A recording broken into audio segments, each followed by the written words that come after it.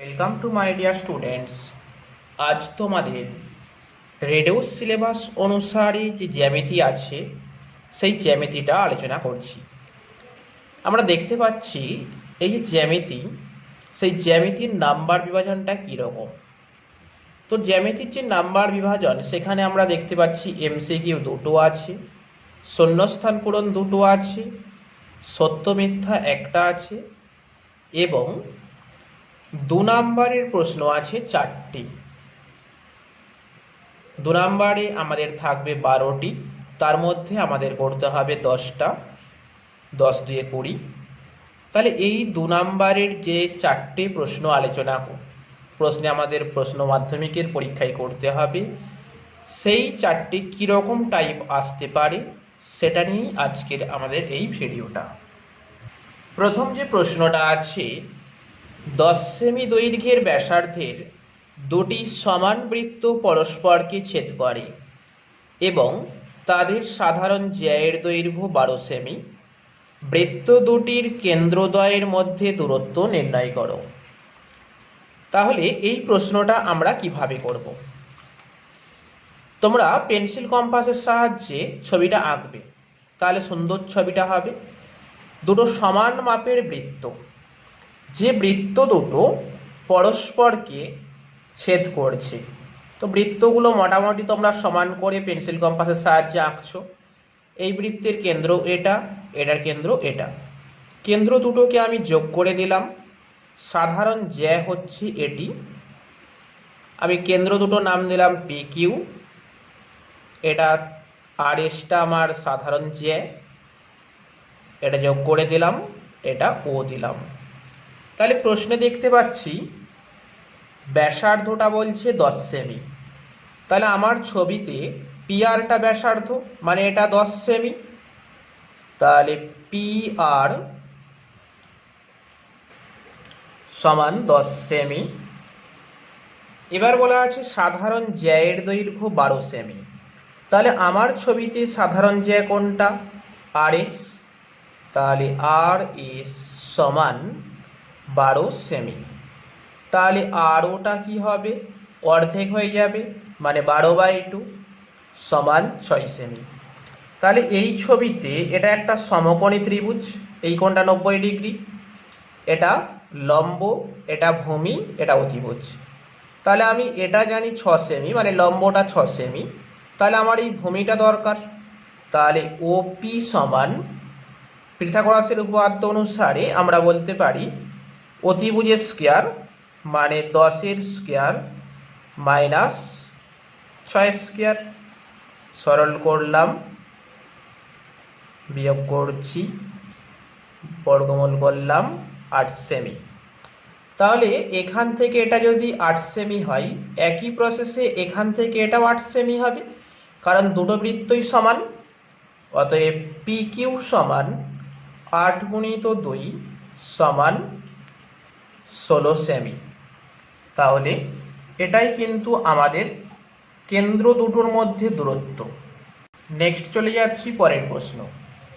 একটি বৃত্তস্থ চতুর্ভুজের পরপর 3টি কোণের অনুপাত 1:2:3 হলে প্রথম ও তৃতীয় কোণের মান কত? বৃত্তস্থ চতুর্ভুজ, বৃত্তস্থ চতুর্ভুজ মানে কি?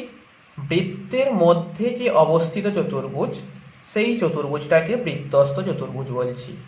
তো আমি হাত দিয়ে একটা ছবি এঁকে নিলাম, তোমরা পেন্সিল কম্পাস স্কেল দিয়ে ছবিটা ভালো করে আঁকবে। নাম দিয়ে দিলাম এ বি সি ডি। তাহলে এটা যদি বৃত্তস্থ চতুর্ভুজ হয়, আমরা উপপাদ্য অনুসারে জানি বৃত্তস্থ চতুর্ভুজের বিপরীত কোণগুলো যোগ করলে হবে কত? 180 ডিগ্রি। মানে এই কোণটা প্লাস এই কোণটা সমান 180। অনুরূপভাবে এই কোণটা প্লাস এই কোণটা যোগ করলে 180। তাহলে এখানে পরপর 3টে কোণের অনুপাত বলছে, তো আমি পরপর 3টে ধরলাম, এটা এটা এটা। তাহলে কোণ এ সমান, এখানে 1 2 3 আছে, তাহলে আমি এটা ধরে নিলাম x ডিগ্রি। কোণ বি সমান 2x ডিগ্রি, আর কোণ সি সমান 3x ডিগ্রি।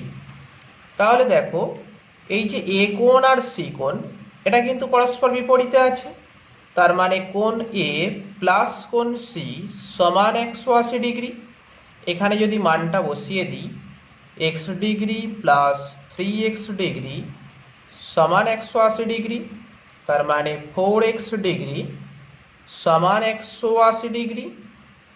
তাহলে এক্স ডিগ্রি সমান 180 ডিগ্রি বাই 4, কাটাকাটি করলে 45 ডিগ্রি।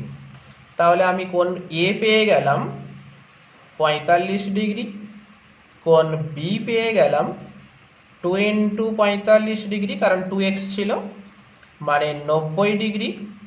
আর কোণ সি পেয়ে গেলাম 3x ডিগ্রি, মানে 3 ইন্টু 45 মানে 135 ডিগ্রি। এবার প্রশ্নে বলেছিল প্রথম আর তৃতীয় কোণ, তাহলে এটা প্রথম কোণ আর এটা তৃতীয় কোণ, তাহলে এটা উত্তর এসে গেল আমার। চলে আসছি সি এর দাগের প্রশ্ন। বলছে এ ও বি বৃত্তের একটি ব্যাস, সি বৃত্তের ওপর একটি বিন্দু, কোণ ও বি সি সমান 60 ডিগ্রি হলে কোণ ও সি এর মান নির্ণয় করো। তাহলে ছবিটা কীরকম হবে? তাহলে ফার্স্ট একটা বৃত্ত এঁকে নিচ্ছি আমি, বৃত্তের কেন্দ্র এটা। এবার বলছে এ ও বি বৃত্তের ব্যাস, তাহলে বৃত্তের ব্যাস এ ও বি। এবার বলছে সি বৃত্তের ওপর একটি বিন্দু, মানে যেখানে ইচ্ছা নিতে পারো তুমি সি বিন্দুটা, তাহলে এটা তোমার সি বিন্দু।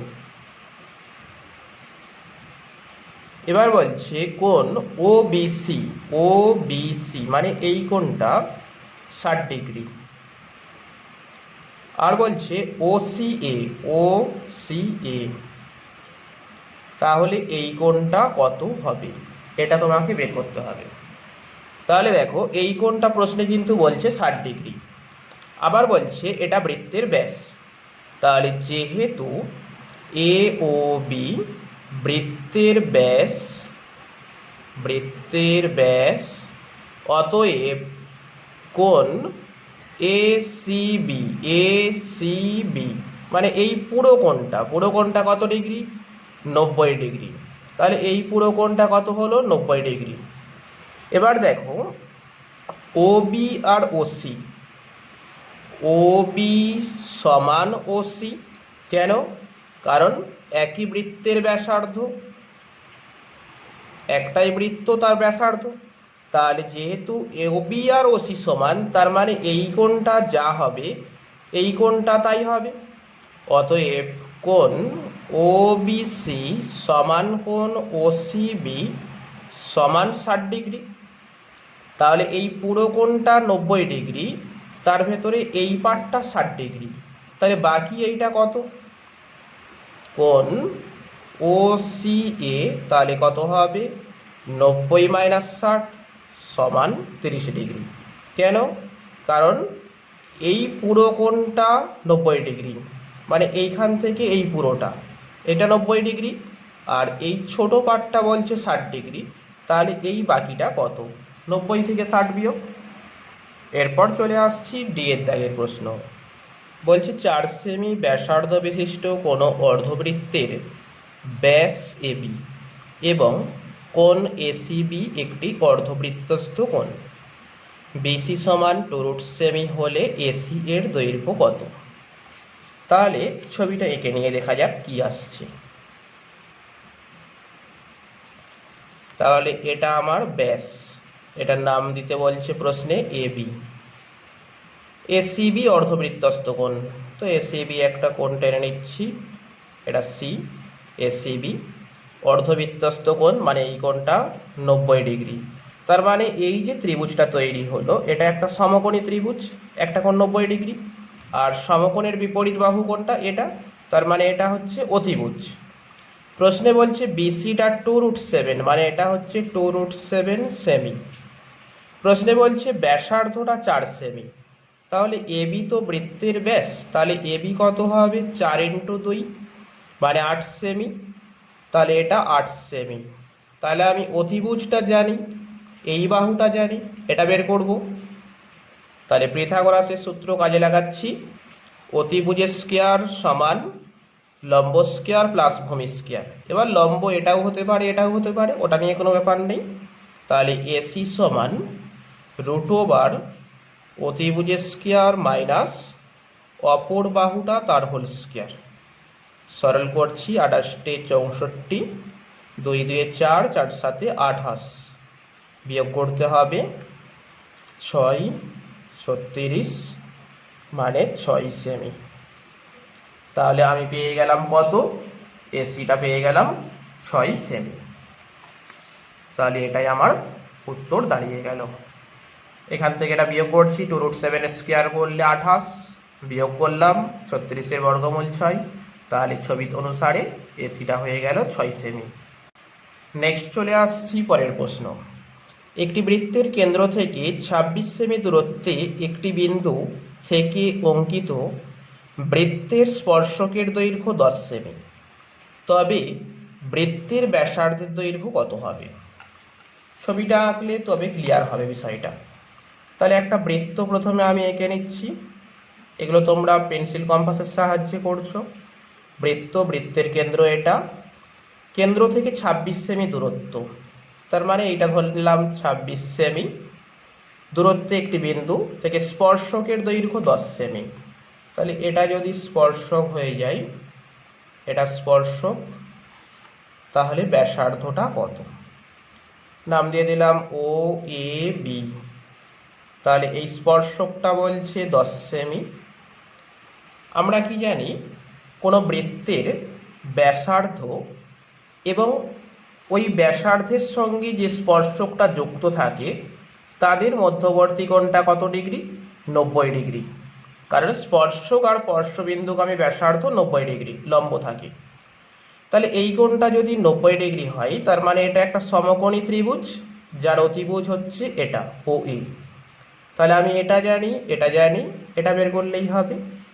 তাহলে আগেরটার মতোই ও বি সমান √, 26 whole square minus 10 whole square, 26 26 676 minus 100, বিয়োগ করছি 576, বর্গমূল করলাম 24 সেমি। তাহলে আমার বৃত্তের ব্যাসার্ধ কত আসলো? বৃত্তের ব্যাসার্ধ 24, কারণ ওবিটায় বৃত্তের ব্যাসার্ধ, আর আমাকে প্রশ্নে বের করতে বলেছিল বৃত্তের ব্যাসার্ধের দৈর্ঘ্য। তাহলে আমি পেয়ে গেলাম বৃত্তের ব্যাসার্ধের দৈর্ঘ্য সমান 24 সেমি। নেক্সট চলে আসছি পরের প্রশ্ন। একটা ছবি এঁকে দেওয়া আছে, বলে দিয়েছে ডিই সমান্তরাল বিসি। যেহেতু সমান্তরাল সেই জন্যে ছবিতে দেখো এখানে অ্যারো চিহ্ন দেওয়া আছে। এই অ্যারো চিহ্নটার মানেই হচ্ছে এটার সঙ্গে এটা সমান্তরাল। AD is to BD, AD is to BD বলা আছে 3:5। ত্রিভুজ এডিই, এডিই এই ত্রিভুজ এবং ত্রিভুজ এডিই এবং ত্রিভুজ সিডিই, সিডিই মানে এই ছোট ত্রিভুজটা, এদের ক্ষেত্রফল কত, ক্ষেত্রফলের অনুপাতটা কত, সেটা আমাদেরকে বের করতে হবে। তাহলে দেখো, যেহেতু এটার সঙ্গে এটা সমান্তরাল, তার মানে এটা থ্যালাসের উপপাদ্য কাজ করছে। তাহলে ছবিটা আমি একটু এঁকে নিয়েছি। এখানে আমি কি করছি, একটা লম্ব টানছি। এই যে আমার এসি বাহু, এসি বাহুর এই এ বিন্দু থেকে আমি একটা লম্ব টেনে দিচ্ছি, নাম দিয়ে দিলাম এফ। তার মানে ই এফ লম্ব এসি, এটা আমি অঙ্কন করে নিচ্ছি, ই এফ লম্ব এসি। এবার প্রশ্নে আমাকে বলে দিচ্ছে যে এডি ইজ টু বিডি সমান 3:5। তাহলে থ্যালাসের উপপাদ্য অনুসারে কি বলতে পারি, অতএব এই ইজ টু ইসি সমান 3:5। ব্র্যাকেটে লিখে দিতে পারি, যেহেতু ডিই সমান্তরাল বিসি, কারণ এটার সঙ্গে যখন এটা সমান্তরাল, তাহলে থ্যালাসের উপপাদ্য বলছে এটা ইজ টু এটা যা হবে, এটা ইজ টু এটা সেম হবে। তাহলে থ্যালাসের উপপাদ্য অনুসারে আমি পেয়ে গেলাম এটা ইজ টু এটা সমান 3:5। এবার আমাকে প্রশ্নে বের করতে বলছে ত্রিভুজ ADE, H2 ছিল তাই বাই করে লিখছি, ত্রিভুজ CDE। তাহলে ত্রিভুজের ক্ষেত্রফল আমরা সূত্রটা কি জানি, হাফ ইন্টু ভূমি ইন্টু উচ্চতা। তাহলে প্রথমে ADE, তাহলে হাফ ইন্টু ভূমি কত AE ইন্টু উচ্চতা, উচ্চতা মানে যে লম্ব টেনেছি সেই লম্বটা EF divided by half into ভূমি কত EC ইন্টু উচ্চতা, উচ্চতা কিন্তু সেম হবে EF। তাহলে ওপর নিচ হাফ কেটে গেল, EF কেটে গেল, পড়ে থাকলো AE আর EC। এবার AE আর EC কত 3/5। তাহলে অনুপাত যখন হয়ে যাচ্ছে তাহলে ত্রিভুজ ADE ও ত্রিভুজ CDE এদের ক্ষেত্রফলের অনুপাত 3:5। ত্রিভুজের ক্ষেত্রে CDE যা হবে CED সেম একই, কারণ দুটোই একই ত্রিভুজ। তাহলে ত্রিভুজের ক্ষেত্রফলের অনুপাতটা কত পাচ্ছি 3:5। তাহলে এটাই কিন্তু আমার উত্তর হয়ে গেল। নেক্সট চলে যাচ্ছি জিএর দাগের প্রশ্ন। দুটি সদৃশ ত্রিভুজের পরিসীমা যথাক্রমে এত 20 সেমি এবং 16 সেমি। প্রথম ত্রিভুজের একটি বাহুর দৈর্ঘ্য 9 সেমি হলে দ্বিতীয় ত্রিভুজের অনুরূপ বাহুর দৈর্ঘ্য কত? তাহলে এক্ষেত্রে তোমাদের একটা সূত্র মনে রাখতে হবে। প্রথম ত্রিভুজের পরিসীমা, প্রথম ত্রিভুজের পরিসীমা ডিভাইডেড বাই দ্বিতীয় ত্রিভুজের পরিসীমা, দ্বিতীয় ত্রিভুজের পরিসীমা সমান প্রথম ত্রিভুজের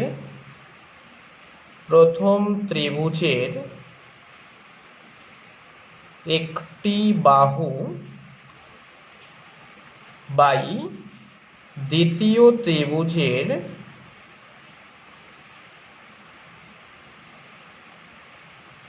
অনুরূপ বাহু,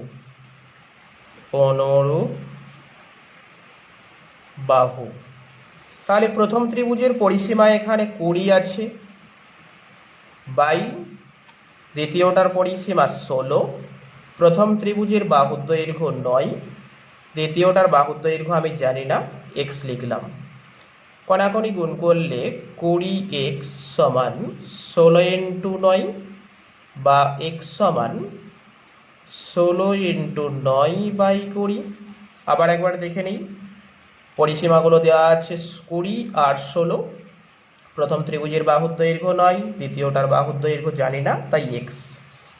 কণাকণি গুণ করছি এটা, তাহলে কাটাকাটি করলে 4 5 এ 20, 4 9 36/5 ভাগ করে দিলাম 7.2 সেমি।